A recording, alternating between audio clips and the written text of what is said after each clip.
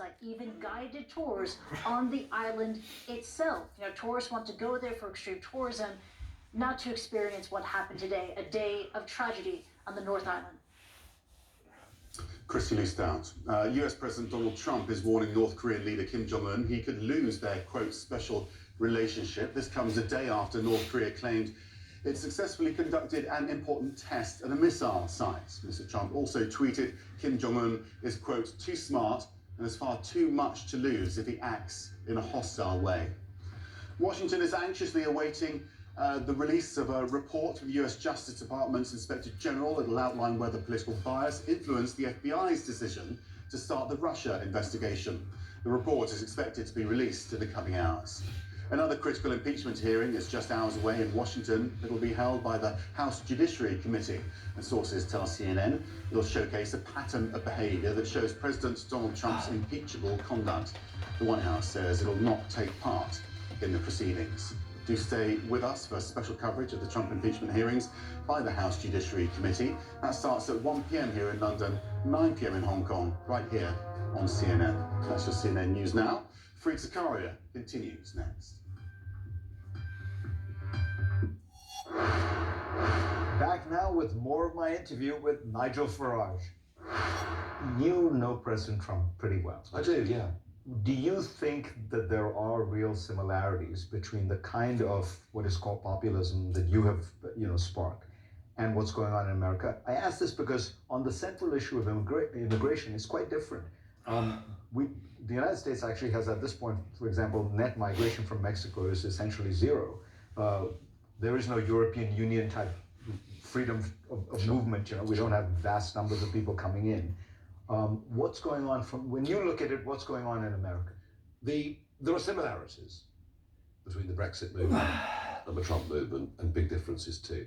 The similarities are the belief that the nation state is the essential building block, that there is nothing wrong, nothing shameful about flying the flag or being patriotic, and that you are naturally suspicious of organizations like the European Union with its supranational structures, or even the United Nations, if it goes in the wrong direction.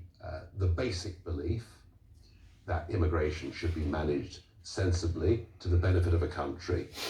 Again, those are strong similarities. The idea that you should actually put your own people first, just as we all put our own families first and not our next door neighbors, those are strong similarities. So then explain to me, why is Donald Trump so unpopular in Britain? I mean, he's toxic, right? I mean, Obama's approval rating in Britain was 70-odd%. He's at 18%. Yeah, I mean, it's literally been wall to wall anti-Trump media, anti-Trump PC storm. Nobody, I mean, literally nobody, with the exception of myself, prepared. And I always say, look, this guy, he's a New Yorker. He's from Queens. He's a bit out there. He's a bit what we would call in this country a rough diamond. Rough round the edges. I think many would not call him a diamond at all. Right? Well, it's an English expression, so excuse me for using it. From our perspective, the point I want to keep making to British people is that when it comes to defence, our most important partner in the world is the USA. When it comes to intelligence sharing, dealing with potential global jihadi threats or whatever else it may be, our most important partner in the world is the USA. When it comes to money and investment, we are the biggest investor, foreign investor in America, and America's the biggest investor here. Just think if we broke down some of the other trade barriers, how much closer that relationship could be. And culturally, do our teenagers, do my kids look to Europe for their culture? No, they look to America. So we are very, very close. Let me ask you something. Trump did not interfere in the British elections this last week, when many people thought he can't stop himself from opining on issues. You tried to get him to on your radio program, and he didn't. Were you surprised by the kind of discipline? Do you know something? If he wants to be disciplined, he can. But generally, he doesn't generally think that's very important. He's in a way, he's been a gift, of course, to CNN. He's been a gift to the New York Times and many of his opponents. But there is a certain openness about Trump, which whether you like him as a person or not, I think is rather endearing. If you ask him, what did you think of what Trudeau said, he won't give you a politically correct, he will actually tell you what he thought. He was pretty clear. The guy's two-faced. I rather agree with him. And, we're so used now, aren't we?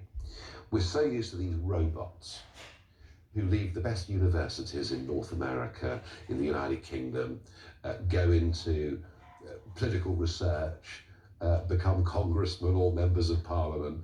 We're so used to the career politician, not wanting to make any mistakes, never really telling the world what they actually think, but more what they think the world wants to hear. I think it's good to have people who've got passion. And do you think that's part of his appeal? Oh, absolutely. Oh, I think plain speaking, you've got middle America, the flyover states, we've got middle England. And these are people who couldn't really give a damn about what our Westminster Village or the Washington Swamp thinks important. They know what they think's important. And they like people. Even if they disagree with their views, they like a certain frankness, a certain honesty. Well, and that's what we get from you. Nigel Farage, pleasure to have you on. Thank you. Next on GPS, what to make of the NATO summit, the state of transatlantic relations, and the upcoming British elections. I have a terrific panel to talk about it all. Two cities, two adventures, 2 episodes this month of Quest's World of Wonder. First up, Chicago. The city that won't let you down. Then it's Destination Christmas. We visit Santa's hometown, Rovaniemi. This is the line of the Arctic Circle. I'm out. Be back in. It's a world of wonder. Now go and see it. Chicago, Saturday on CNN in association with Turkish Airlines.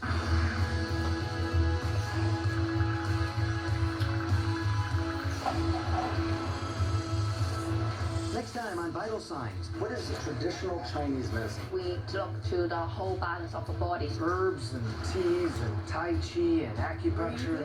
Finding a home now in today's modern world of medicine. How are you certain that it's going to work? Vital Signs, Wednesday on CNN, in association with Bangkok Dusit Medical Services. And now, a moment of wonder from Great Big Story. Sperm whales are the largest predator that ever existed on Earth.